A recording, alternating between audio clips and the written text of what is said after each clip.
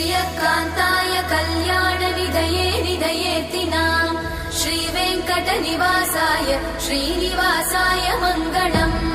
Lakshmi सविभ्रमालोकसुभ्रूविभ्रमचक्षुषे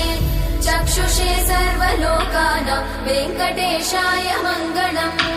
श्रीवेङ्कटाद्रिशृङ्गाग्रमङ्गलाभरणाङ्गये